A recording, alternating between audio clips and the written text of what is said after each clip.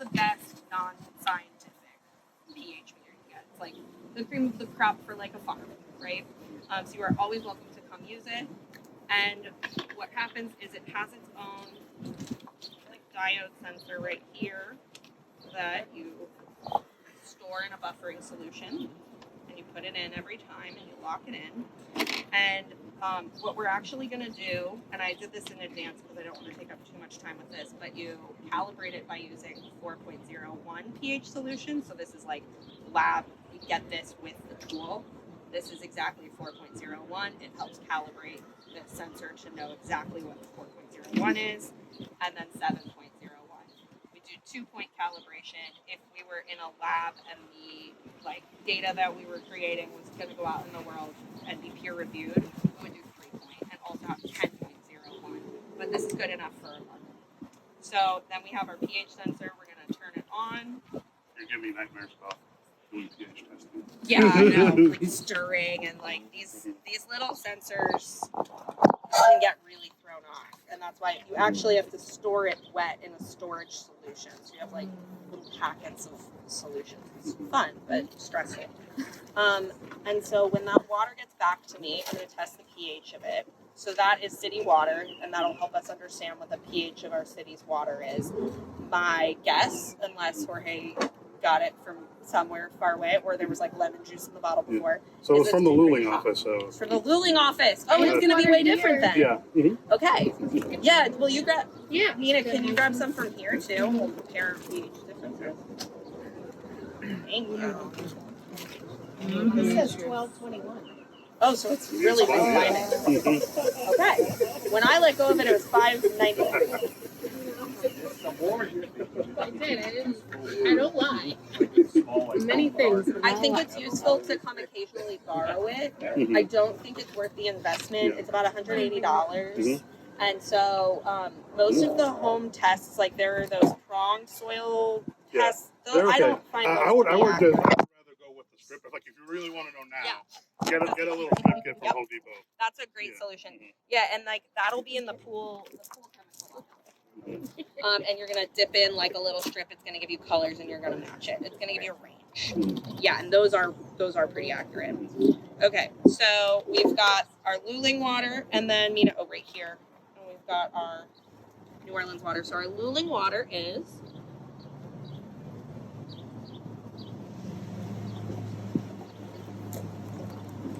It's gonna be like a perfect 7.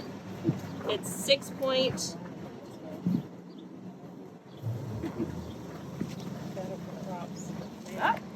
Better for summer crops. Better. It's hovering in that 7.2 pH area, which is like pretty close to neutral. That's kind of statistically neutral. That's good, right? That means I don't know where does the water in Luling come from? Probably the river as well. Yeah, probably the river. Yeah. Yeah. Okay, and so then between, I'm gonna clean this. We keep cleaner for it. What's in the cleaner? I don't actually know what it's like chemically made of, but I would assume it's some sort of like ethanol or something, like alcohol. And then after I clean it, I'm gonna dip it into distilled water. Get it back. And then our New Orleans water is. We're already at 8.5. Yikes. Sorry. For a long time, I was like, oh, like I grew up on New Orleans water, like it's fine, like. At the same And then I started learning science, and I was like, no. At the same time, if you go to the store, they'll sell you fancy high pH water. Yeah, You're just they getting will. it out of the tap, right? It's true. Yes. Yeah, I know. It's like because it ran across like limestone under Yeah, yeah. ground or whatever. Okay, so this is. I think we're leveling out at 9.3. So that's very high, right? If you think about the pH scale, like 9.3, bleach is going to be like 12, right? Yeah, something like that. Yeah. So, yeah. Yeah, you're right. Or maybe 13, Mm-hmm. somewhere it's- around yeah. there. Yeah. Yeah. If we let it sit the way we would to get rid of the chlorine, Yeah. would the pH change? That's a great question. I don't know the answer to that. I don't either. I've never tried that. I don't know the Yeah, answer I've to never that. tried I that would one. guess no, You can wait, do the New because Orleans water again. what's that? Do the New Orleans bottle. Hey, Andrew, if you don't mind, whenever somebody asks a question, we'll have an answer. Yeah, We'll my write it down. guess is going to be that it Put it wouldn't together. because calcium is going to be your main culprit of pH, and that's not going to evaporate out. No. Yeah, chlorine is what's going to evaporate out mostly. Could calcium titrate out because it's sticking to our pipes in our houses? Yes, Mhm. yes. Calcium, you could, kind of like to Mac's question, like you could get calcium to bind to something else that's above my pay grade, but you could definitely get calcium to bind to something or flocculate out. Hmm. Like a flocculant is anything that makes particles stick together and fall to the bottom. And I would assume that there's a way to flocculate. It may be, but that's kind of like. Yeah, that's Yeah. water treatment plant. Yeah, type I was just about to stuff. say, I think that's Yeah. like a treatment plant or something. Yeah. I do. Yeah. I have a friend who works at a water treatment plant. I'll ask her. Yeah. Okay. Any questions about water before I pass it over to the man of the hour about soil? Quick question. Why did you say we shouldn't drink distilled water? Oh, because it will slowly rob your body of nutrients because the water wants, like H2O wants to bond with things. And when you drink pure water, it will actually bond with the nutrients, like the minerals in your body. So it's too pure. Like you don't want something that pure. Ah, interesting. Okay. Like Yeah, like it'll if take you're- salts out of your body. It can actually dehydrate you. Yeah, like if you're out like on a hot day and you're just drinking bottled water, like that can affect you. Yeah. And you'll just be sitting down, not wanting to move. So you want to drink at least a little something here and there that has some mineral in it. So like earlier today, I've been drinking tap water all day. So I just sat down and had a coconut water, has a little bit more electrolytes just to keep me properly hydrated. That's like drinking Pedialyte when you're dehydrated or whatever. Like you want to have balance of electrolytes in your body. That would be on your plant when it's going to market if it gets someone sick, right? And that is something that if you are FSMA certified or if your farm meets a certain requirement in terms of how much it is producing a year, I believe it's over $100,000. Anybody more got a better brain than me right now? A year. Then you're gonna have to get certified for food safety practices to be, and then a lot of vendors will require that food safety certification in order for you to sell into them. So chain grocery stores will require GAP certification, Good Agricultural Practices certification, and FSMA stands for the Food Safety Modernization Act. So these tests are going to be more about human health and not really about the chemistry or the pH of your soil. The way that you would do this is you're going to request a test kit like this, and you would want to test, I think it's about once a quarter that you want to do if you're selling, food plants on the market. And this is to make sure that there's not like E. coli in your well water. And this is incredibly important if you use surface water in your irrigation or any kind of standing water in your irrigation. So I'm going to tell you a NARC thing that I don't personally care if you do or don't do, but there are rules about it, which is that you cannot use rainwater to irrigate a garden that you are going to be selling food from or like making profit off of. I think it is technically a code violation to even use rainwater for irrigation of something that you eat yourself, but like there's not going to be any enforcement on that, and that's because that standing water could harbor microbial life. Obviously, if you're washing your produce really well and you're not immunocompromised and you're eating it in your home, like that is probably a hand-wringing concern.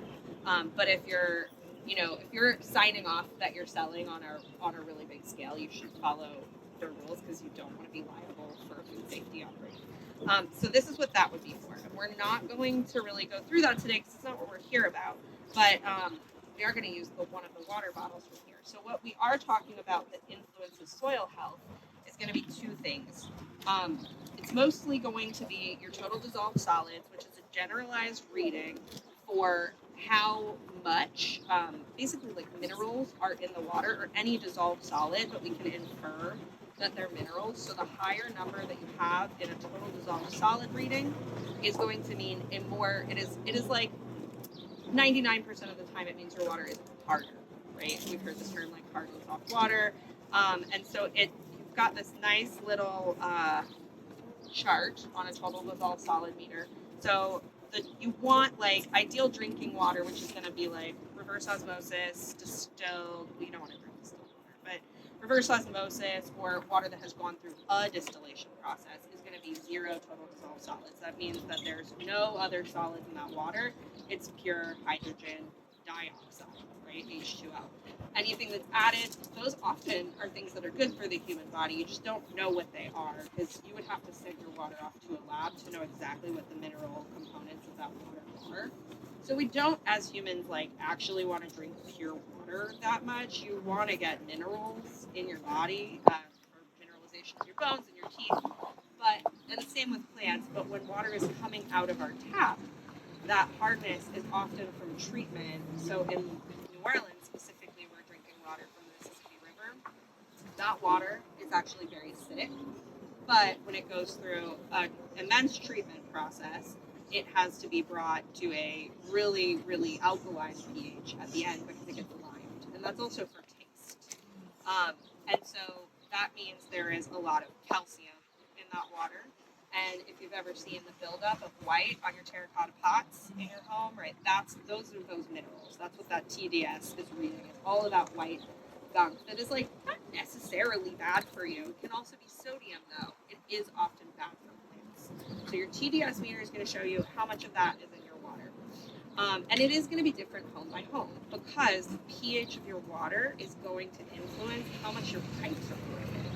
And if your pipes are corroding, that's going to add minerals into your water. And also, if people remember when we had that saltwater intrusion issue and we were worried about the pH of water, one of the things that can do is actually increase the uptake of lead into your water because we do have lead pipes throughout the city and we don't know where they are necessarily. So when water is very acidic, it's going to leach that lead off the pipes more quickly. It is going to essentially burn it off, and then you'll be getting more lead into your drinking water. But TDS is going to be like a general number. Now, how it affects plants is that when we have a higher TDS and either a very high or very low pH, that is going to affect a plant's ability to uptake the nutrients that you are trying to get to it or that are available in the soil. So, has anyone ever seen a nutrient availability chart? You do have one. I'm wondering. I usually have a photo, the one I usually carry, and I didn't bring it. Suffice to say, if you have a low pH on one side of the scale and a high pH on one side of the scale, right there in the middle is the ideal range for pH of soil of the plant to take up nutrients from the soil. When you go in either direction, too high or too low of pH, different nutrients start becoming unavailable to plants. Essentially, you could put a ton of potassium around a plant, but if your pH is too high, too low, if your pH is too low, your plants won't be able to get, let's do phosphorus, it's definitely low in phosphorus. So if you have a ton of available phosphorus in your soil, but really low pH, plants cannot take up that phosphorus. So, pH in the soil. So now we're going to talk about that. I realize that's all Jorge's department. But when you water with low pH water consistently, say the water from the city of New Orleans that has been limed a lot, you are liming your soil. So you're going to have the number from your soil testing that you get maybe after a rain, which is going to be likely a neutral-ish pH, which is 7. You're going to have that soil, but if you were to dump a big bucket of city water on it, which might be a pH of 9.2, then that pH of that soil is going to go up on a regular basis. Okay, so that is why it's important to know what's going on with your water in tandem with what's going on with your soil, because your water is slowly changing your soil. Like if you dump 9.2 pH water on 7 pH soil, it doesn't make your soil 9.2 pH, but it will slowly raise the pH of your soil because soil has a buffering capacity, which you might or might not talk about today. But it basically, the buffering capacity means that it is not easily movable. It's able to protect itself to some degree. Okay, so with our total dissolved solids meter, is there? Oh yes. Question. Yeah. Is there anything, except water with municipal water all the time. Is there anything like a little tablet I can put into the city water or? Not a tablet. Do you want an answer? I mean, it'd be something like a water softener, but you wouldn't want to. That would be a. Make You'd it have fall to. out. Yeah. Yeah, a lot of times, yeah, irrigation with like water that isn't full of dissolved solids is usually one of the treatments, which is also prohibitively expensive. Or reverse osmosis, which is also prohibitively expensive. Yeah. And I think it's like a 2-to-1 where you actually end up pitching like half the water. So RO systems, reverse osmosis systems, which like sometimes like casinos have them, like places that spend a lot of money on plants will have reverse osmosis systems, and they're very wasteful. And that's not to say there isn't like sometimes nursing homes need to have them because of the local water or whatever. There are reasons to have RO systems, but they're prohibitively expensive. Yeah, and like Marty was talking about the buffering capacity of the soil, doing things that improve your soil quality, so improving your organic matter, will help you increase that buffer zone to keep your soil in that healthy range. Yeah, thank you. Like that is, I think, the best way to tie it back is if you have healthy soil, it's like if you have a good constitution, you're going to be less likely to get bad peer pressure, right? You want like confident soil that is not going to cave to the peer pressure of the bad water around it. Okay, and Jorge will talk about that. But the other thing, Mac, would be like, I know I said don't catch rainwater because it's not allowed, but rainwater is a great way to use to get water that doesn't have, it's essentially been distilled by the environment, right? And then the other thing is if you're worried about like a sensitive houseplant or something, a lot of stuff will evaporate off water if you leave it out long enough. So chlorine specifically, which is in treated water, will evaporate off of that water. So sometimes just like filling your watering cans and leaving them for 2 days, it doesn't make it go away, right? But it makes it better. Yeah. So, and then just praying for rain. Do you have just like regular tap water in that? And just to kind of give you some field methods that you can do on your own to kind of gauge and track how your soil is doing. So why do we want to test our soil? Why are we worried about our soil? Does anybody just have any idea you want to throw out? It affects our food. That's right. It affects food. Even if you don't care where your food comes from, if you just like to have a nice lawn, or if you just like to walk down the neighborhood and see nice plants, like you have an investment in the soil. So it is important to you to just kind of have an idea, an understanding of what is going on, especially if you're trying to grow food for your family, if you're trying to grow food as a business, just if you want nice plants. So one of the things that you can do is just keep track of it. So there's a lot of things that we can do to kind of track our soil, but it's good to get a baseline. So that's why I kind of like to recommend getting a soil test when you're getting started. That'll give you your first point of reference, and then you can use it over the course of years to see what you're doing, what's good, what's bad, and that'll help you make your choices so that you can get the most out of your land and you can put the most back into it. So if you open up the LSU Ag Center kit, there's the very first page.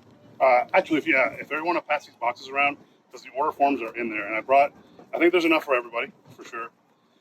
So inside your box, you're going to find an instruction sheet and an order form, a couple baggies for gathering your soil samples, and then it's already addressed to the soil sample lab at the LSU Ag Center. So the first thing they want to talk to you about is how to gather your soil samples. So a lot of y'all are probably going on like a house lot or a very small lot. For the most part, you can get away with doing just one soil sample. There are reasons why you would want to test more, even if you're on a smaller piece of land. Say you just notice, like every season, you're like that corner over there, like the tomatoes never come up. So that might be something you want to test separately for. If you're farming on grandma and grandpa's land, and you remember as a kid there was a shed in the corner, they always told you don't play over there because it's dangerous, and the shed's not there anymore. You might want to take a look at what's going on in that corner of your soil. That might be a candidate for getting like heavy metal testing. Because as we've gone over the years, we're getting better at how we use our chemicals and how we keep them safe. But when our grandparents were young and doing their thing, not necessarily as good, and the storage wasn't as nice. So sometimes you just have these old rusty cans out there dripping whatever on your soil, and you're gonna want to be interested in knowing if it's there or not. So if you go to the next page on your soil testing kit, it's just a simple order form. So here for like the basic soil sample, that's going to be $11 per bag. It's a pretty economical. A lot of places, if you go to like a private lab, you're going to end up paying a lot more money to get it. So LSU Ag Center is giving you like a real bargain on this. So what you end up getting is just like a basic, like your main nutrients that you're looking for in your soil to make sure that you've got a healthy, a healthy environment, a healthy amount of nutrients for what you're trying to grow. If you look at the back page, it also gives you some other soil tests. We'll talk about that later. But if you look right beneath it, there's 3 groups. As you can see, they kind of got crop groups here and there. So you can ask them on the front part of the ordering sheet. You can give them up to 3 things that you want to test for. So if you want to test for a whole group, and like you were talking about, like certain vegetables in different seasons require different things. These groups are kind of bunched up together as they kind of have similar nutritional requirements. So that way, if you want to test for all these vegetables, like if you're trying to grow all of these, making sure that you ask for group 2 is going to be ideal. It also has like trees and a few other things. So let's talk about some of the optional soil tests. So outside of the basic, you can test for organic matter. So that's something like if you're like putting in the effort to build up organic matter on your soil, get that baseline the first year, and then you don't have to test it every year. You can test it every couple of years and just see how you're doing. Because like for the most part, like if you're being environmentally mindful and you're doing things like cover cropping, you're gonna be successful. So you don't need to test it every year. So you don't need to put in that expense because it does get expensive. If you start testing everything all the time, you're gonna quickly add up the dollars. You test for aluminum, boron, salt. So if you're worried that there's salt buildup on your soil, like if you notice like a white crust on the top of your soil, you may want to test for salts. Boron and aluminum, those are things that like heavy metals, so things that you might be worried about.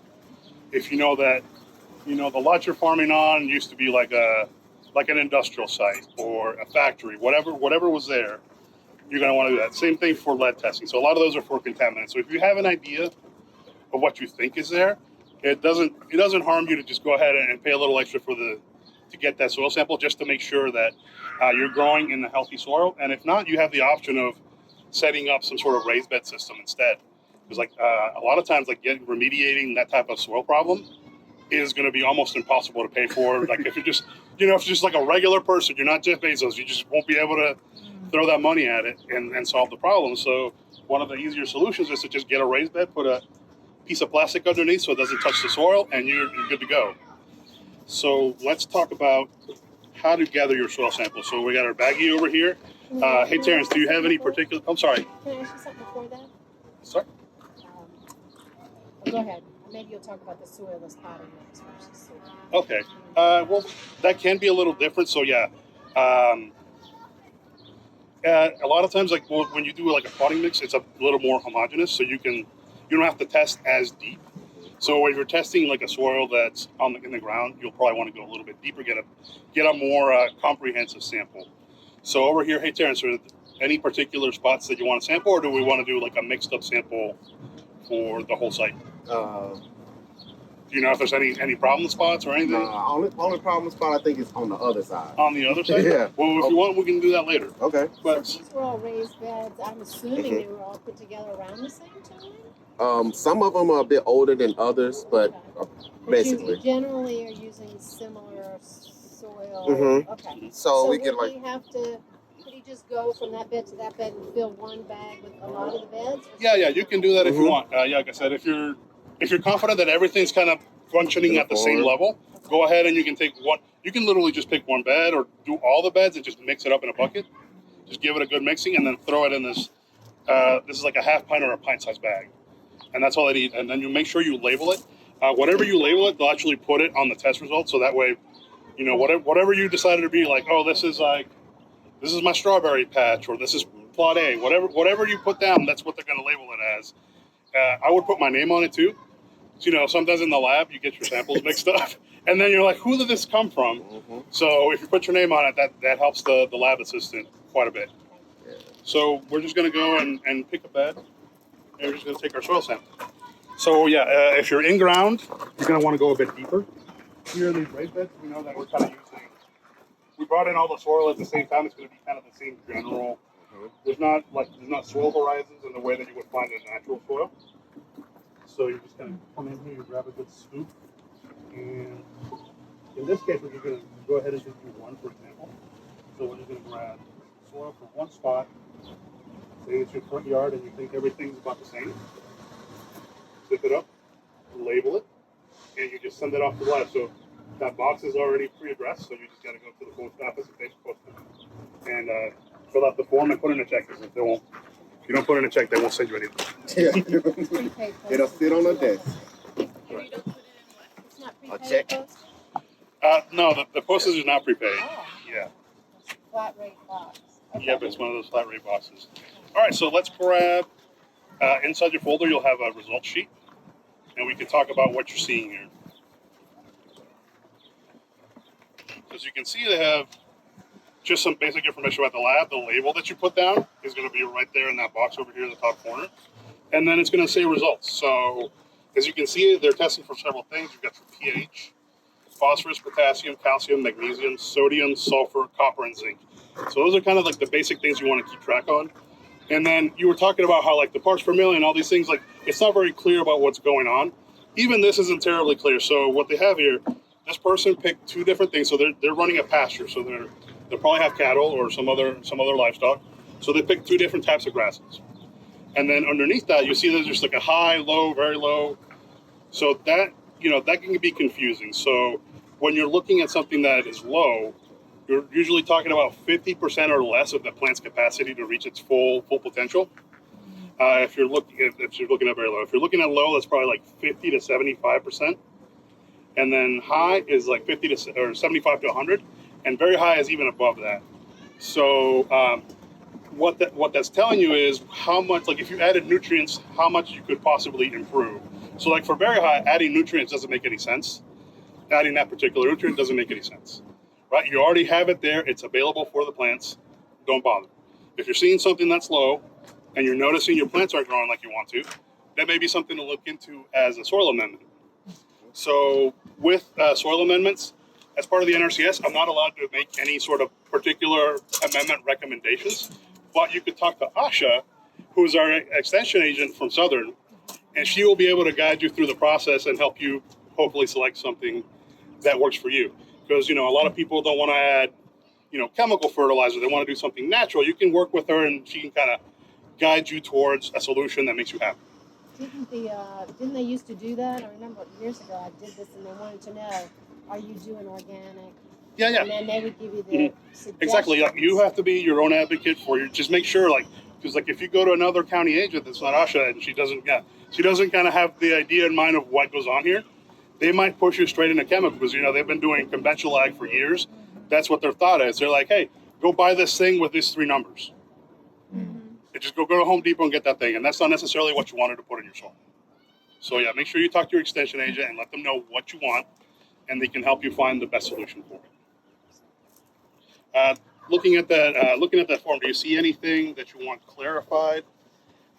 Underneath that, they have a recommendation, so that's like pounds per acre of that particular application that you would need to get to an optimum number. And then, let's see, below that, it gives you your nitrogen, your phosphate, and your potash numbers. And those are, the same thing. So one of them is for Bahia grass. So it tells you like what you need to establish it. So that would be your initial application. When you have your animals grazing on it, what you need to keep it healthy, and then what you need once you're turning it into hay or you're converting it to hay and you're going to sell it. With the ryegrass, it's just listed for grazing, and that gives you the same recommendations. And that's kind of it. Is there anything in particular that you want to know about within what you're seeing on that result sheet?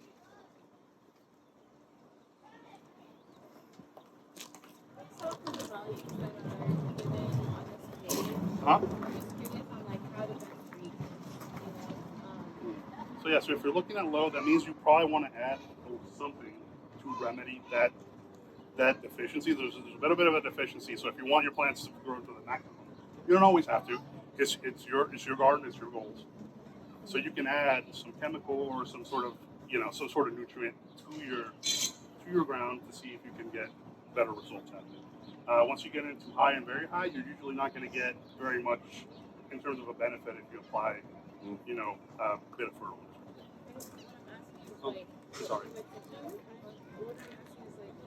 Or what I'm assuming is that you don't want everything to be super high and you don't want everything to be super low. Like if you were Well, sometimes like the fact that it's super high isn't necessarily bad. That's just what the natural conditions are. So it may be because that you're working on a former farm, and that farmer just putting chemical out, and that's why the numbers are high, and that may be something you want to address. So if you know the history of the land, that also helps. But a lot of times that's just the natural condition. Different soils across the country have different chemical compositions and availability. So if you see a high number, that's not necessarily bad. That's just what it is. Okay, so in this particular case, you have pH 1:1 water. Uh-huh. Is this water pH? Or is No, no, this that's, soil? So that's dissolved in water. That soil that's been dissolved in water. All right. Yeah. Okay, so it says this particular one has 6.88, Uh-huh. which is fairly neutral. So it's fairly neutral. It's a little bit acidic. Okay, Yeah. so this particular grass must want a lower pH because it says that that's high. Is that correct? Yeah, yeah. Because it says high. Mhm. All right. So yeah, that'll give you All your right. So nutritional if you numbers. add, thank you for putting up with me. Oh no worries. Yeah. So if it says sulfur on here. So it's low in sulfur. So if you Yeah. add sulfur, Yeah. you're going to lower the pH even more. Remember, we're talking about the buffering capacity. You're not going to end up adding the amount of sulfur that it would take to raise or change that pH. Changing the pH is very, very difficult to do. Like it's one of those things. Like people will come in and ask all the time. It's like, hey, I want to change my pH. The amount of anything you will need to add is just yeah, exactly. So that's why you want to do things like build up your organic matter. That gives you that buffer zone. So if you're kind of in that sweet spot, but you're worried that the water is going to change something, making sure you have a good amount of organic matter in your soil will help you combat that. So are you saying that the organic matter, like leaves or compost and sticks, is Yeah. acidic or just not? No, it actually does tend to be more acidic, but what it does is it creates places for your nutrients to like attach to. So things that are good, things that are not as good, they'll stick to that organic matter, and they won't necessarily. They'll be there for your plants if you need them. If they're not, they just kind of hang out inside that organic matter. So it kind of gives you a buffer of protection, having that organic matter in your soil, and that just makes nutrients just more available. Can you test your compost pile? You can test your compost pile for sure. Okay, so right before you think, okay, I'm ready to go put it in. Yeah, just grab a little sample, send it in, and see what you got. Coffee is acidic? Coffee tends to be acidic, yes. I always look at soil testing as your report card. Even before you took the test, you got a new piece of land. Mhm. I don't know anything about this land, but I need a report on this soil. I need a report on this land. So that's just give you a benchmark of this is where I'm currently at. Things that you can do very easily at home. I have tools for some of these things. You don't necessarily need them. Like I've got this really fancy, what we call a penetrometer, and it's used to measure the resistance if you're trying to put something in the ground. So it kind of gives you an idea of like how hard a root will struggle to go down the profile. But you can also do that with just one of these pin flags that they've got around here in the garden, and that'll give you kind of the same idea. You don't need to spend a lot of money on one of these. You can just use a flag. So that's kind of what we're gonna do when we fill out the soil health scorecard. All right, so let's start from the top. So soil cover. How well is your soil covered? If you look at the soil that we have here, it's mulched. It's got plant residue, more than 75% cover. Like I said, there's a bunch of mulch. There's mulch of different sizes. It's good stuff. They've added shells. There's plenty of cover there. You always want to keep your soil covered in some way, shape, or form. I know that here, when it gets too hot, they go ahead and just put down cover crops. So there's just something sitting on the soil, making sure that it's being protected. That is something we can help you with at NRCS. If you wanted to have a recommendation for a crop rotation and a cover crop, we can help you plan that. So that can help you address a variety of issues. So we were talking about compaction. Actually, we'll get to that when we get there. So residue breakdown, the natural decomposition of the stuff in the soil. So like we were talking about, like we've got these big chunks of soil, and then you got these itty bitty ones that have been slowly breaking off the bigger pieces of mulch. So you've got a good breakdown. That means that it's active, that it's alive. Next thing is surface crust. So surface crusting can be good or bad. If you live out in the desert, crust might be like your best available option to have a protected soil. And yeah, if you're ever like at one of your national parks out west, stay on trail. just it makes me feel better if I tell you that stay on trail, because those biocrusts in the desert, they can take decades or even longer to form. So when you go off trail, you're like breaking up a very delicate ecosystem. So do your best, be disciplined, stay on the trail. There's going to be another great Instagram photo just like 100 yards down the trail. You're going to see it. It's going to make you happy. You won't even remember that you wanted to step off trail to go get that photo because you look so good in this one. Yeah. All right. Is that the whole idea of no-till gardening as well? That is also no-till gardening. Yeah, you're trying to stop that disruption, so you get like the proper amount of organisms in your soil in the right ratios. All right, ponding and infiltration. So we're looking to see how well the water is eaten by the soil, and that can be a function of your materials that you're using, compaction, which is what we test with this penetrometer, and just general the general quality of the soil. So like a clay soil may make it hard for the water to infiltrate depending on the type of clay. A sandier soil will readily eat more water. So that can be something that we can talk about texturing a little bit later, and I can show you how it's done. It's kind of a weird, inexact science, but it's also fun to do if you like to hold tool in your hands. So we can go ahead and try that. All right, penetration resistance. This is what we've been talking about. So you can get one of these boys and just stick it in the soil. It's got actually two different types of tips. So if you know your soil is softer, you use this wide one. If you know your soil is going to be a little tough, use the little point. So all you do is you put it down and you push, and the needle here didn't move. This is really soft soil, really well taken care of. You're usually having compaction issues, like if you're on a house lot. There's a house sitting on it. There was concrete sitting on it. That's where you're going to see some compaction issues.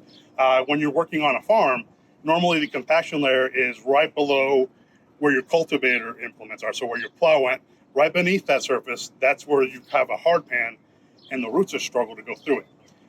And that's something you can address with a cover crop, which is really, really simple to do. A lot of people like to add some sort of tuber like carrots or radishes, and that'll just go down in the soil. I've seen pictures of people who use cover crops and they'll have carrots in their mix, and you'll see just like a regular carrot, and then it gets pencil thin when it hits the hard pan, but it fights through it, and then underneath there's just like another regular sized part of carrot. Yeah, so it's out there. It's doing work for you. It's there to help you. So if you want to address some of these issues, you can come with me or talk to Asha. We can help you plan a cover crop.